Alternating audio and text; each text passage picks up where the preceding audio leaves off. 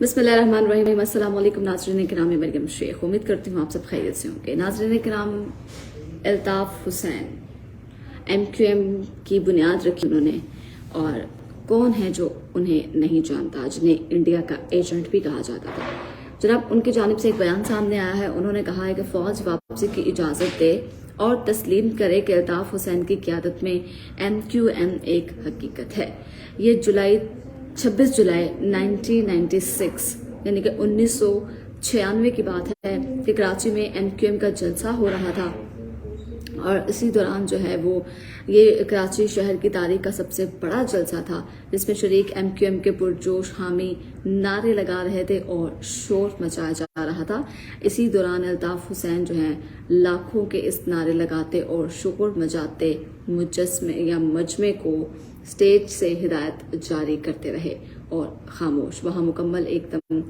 Stage پہ جب وہ آئے، انہوں نے ہدایت جاری کرنے لگے تو خاموشی، مکمل طور پر خاموشی چھا گئی۔ جناب ناظم آباد کے رہائشی جمیل جو ہیں ایم کیو ایم کے کارکن کی حیثیت سے وہاں موجود تھے اور اپنے قائد الطاف حسین کا وہاں پر خطاب سننے آئے تھے، جبکہ انہوں نے کہا کہ میں نے چند روز قبل کراچی میں اپنے ایک پرانے دوست کی مدد سے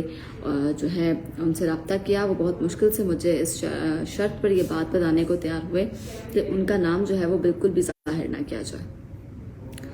جمیل احمد آج بھی الطاف حسین کو اپنا لیڈر مانتے ہیں، لیکن بقول ان کے وہ پولیس اور رینجرز کے خوف کی وجہ سے کسی سے بات نہیں کرتے، جبکہ ان کے خیال میں کیا آج بھی وہ وقت دوبارہ آ سکتا ہے کہ الطاف حسین خاموش کہیں اور پورا شہر خاموش ہو جائے، بالکل سنسان۔ جناب انہوں نے جواب دیا کہ اگر الطاف بھائی کراچی آ جائیں اور انہیں سیاسی سرگرمیوں کی اجازت مل جائے تو ایم کیو ایم دوبارہ ایک سیاسی قوت بن سکتی ہے۔ آج بھی کراچی میں میرے جیسے ہزاروں کارکنان موجود ہیں، لیکن ہم جو ہیں وہ M Q M Altaf Hussain کے نام پر سیاست نہیں کر سکتے۔ ہمیں جو ہے وہ پارٹی کے دفتر کھولنے نہ ہی کسی قسم کی میٹنگ کرنے کی جو ہے وہ اجازت دی جا سکتی ہے۔ جناب وہ کہتے ہیں کہ میری زندگی جو ہے بڑی مشکل سے کچھ بہتر ہوئی ہے، میرے بچے جو ہیں وہ تعلیم حاصل کر رہے ہیں اور میرے پاس ایک اچھی نوکری ہے۔ ظاہر ہے میں یہ نہیں چاہتا کہ یہ سب کچھ ختم ہو جائے، اسی لیے میں کسی سیاسی سرگرمی میں حصہ لیتا ہوں، نہ ہی اس کے بارے میں بات کرتا ہوں، کیونکہ ان کو ابھی بھی ڈر ہے کہ اگر وہ اپنے لیڈر، اپنے قائد الطاف حسین کے بارے میں کسی قسم کا کوئی بیان دیں گے یا کسی قسم کی کوئی بات کریں گے تو جس طرح سے نارملی ہوتا ہے، فیملیز کو تھریٹ کرنا شروع کر دیا جاتا ہے، جاب چلی جاتی ہے، آپ کے بچوں کو، آپ کی بیوی کو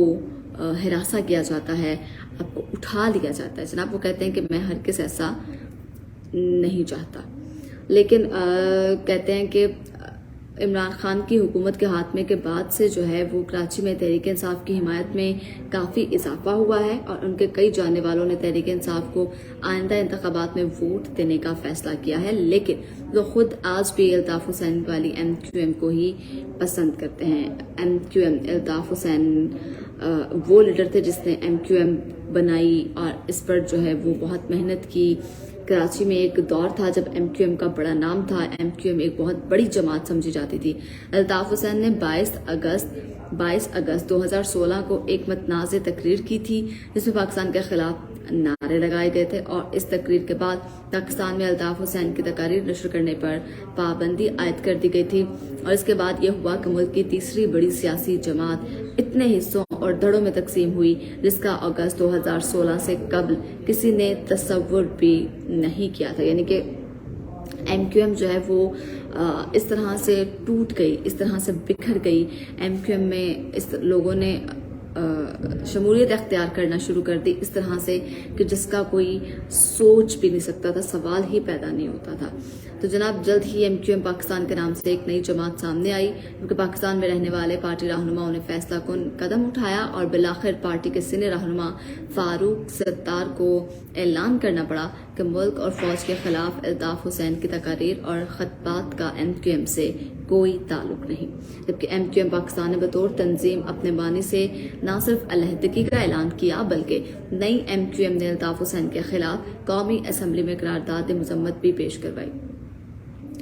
جبکہ الطاف حسین کی جانب سے یہ کہا جا رہا ہے کہ مجھے فوج جو ہے وہ واپسی کی دعوت دیتے. متحدہ قومی موومنٹ کے بانی الطاف حسین سے ایک خصوصی انٹرویو میں جب یہ سوال کیا گیا کہ اگر وہ آج بھی کراچی میں 1990 جیسا بڑا جلسہ جو ہے وہ بڑا جلسہ کر سکتے ہیں، تو الطاف حسین نے دعویٰ کیا کہ وہ آج بھی کراچی اور حیدرآباد میں سب سے مقبول رہنما ہیں، اور آج اگر فوج کی جانب سے انہیں فری ہینڈ دیا جائے تو وہ کراچی میں سب سے زیادہ ووٹ جو ہے وہ حاصل کر سکتے ہیں. ان کو آج بھی کانفیڈنس ہے کہ ان کا ووٹ بینک جو ہے وہ ابھی بھی کراچی میں سب سے زیادہ ہے. فوج کی جانب سے کسی سیاسی جماعت یا رہنماؤں کو سیاست کرنے کی اجازت سے متعلق الطاف حسین کے دعوے پر فوج کے شعبہ تعلقات عامہ سے رابطہ کیا، تاہم اس سوال کا انہوں نے کوئی جواب نہیں دیا. فوج سے جب پوچھا گیا کہ کیا وہ الطاف حسین کو جو ہے وہ واپس بلانا چاہیں گے، کیا وہ الطاف حسین کو جو ہے وہ اپنے ملک میں واپس بلانا چاہیں گے، جس پر انہوں نے کوئی کسی قسم کا جواب نہیں دیا. کیونکہ ماننے والی بات ہے نا، کیونکہ الطاف حسین نے جو ہے وہ ظاہر ہے پاکستان کے ساتھ غداری کی تھی، پاکستان کے خلاف نعرے بازی کی گئی تھی کراچی کے اس بڑے جلسے میں، جو کہ بہت ایک شرمناک بات تھی، اور اس کو آج بھی جو ہے وہ انڈیا کا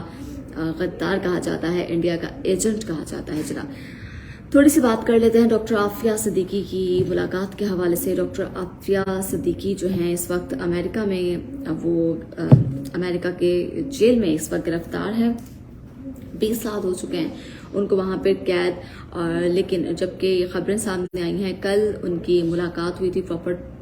طریقے سے جو ہے وہ اپنی سسٹر سے، ڈاکٹر فوزیہ صدیقی سے 20 سال بعد ان کی ملاقات ہوئی، جس پر وہ بہت خوش تھی، راضی تھی کہ آج وہ بالآخر اپنی بہن سے ملیں گی. لیکن ان کی ملاقات کے درمیان جناب جب ان کی ملاقات ہوئی تو سینٹر میں شیشے کی ایک دیوار لگائی گئی جس کے آر پار جو ہے وہ ان کی ملاقات ہوئی. ڈاکٹر عافیہ صدیقی جو ہیں وہ اپنی بہن کو دیکھ تو سکتی تھی لیکن ہاتھ نہیں لگا سکتی تھی، چھو نہیں سکتی تھی، جبکہ ڈاکٹر عافیہ صدیقی جو ہے وہ اپنی بہن کو دیکھ کر زوروں قطار رونے لگی اور کہنے لگی کہ مجھے ایک بار میرے بچوں سے ملوا دو، مجھے ایک بار جو ہے وہ میری ماں سے ملوا دو. یہاں تک کہ ان کو ان کی والدہ کے انتقال تک کی بھی خبر نہیں ہے، ان کو یہ بھی نہیں پتا کہ ان کے والدہ کا انتقال ہو گیا ہے. ڈاکٹر عافیہ صدیقی نے جو ہے اپنی سسٹر فوزیہ صدیقی سے جو ملاقات کی، اسی دوران اپنی وہاں پر ہونے والے تشدد کے بارے میں، وہاں پہ گزارنے والی زندگی کے بارے میں باقاعدہ طور پر آگاہ کیا انہوں نے. اور ڈاکٹر اس موقع پر سینیٹر مشتاق جو ہیں، ڈاکٹر سینیٹر مشتاق خان وہاں پر موجود تھے ان کے ساتھ اس ملاقات میں. انہوں نے کہا کہ ڈاکٹر عافیہ صدیقی جو ہیں وہ چھوٹی چھوٹی بات پر رو رہی تھی، آنسو بہا رہی تھی کہ کسی طرح سے مجھے جو ہے وہ میرے بچوں کو دکھا دیا جائے، مجھے جو ہے وہ میرے بچوں کو ملوا دیا جائے. لیکن ڈاکٹر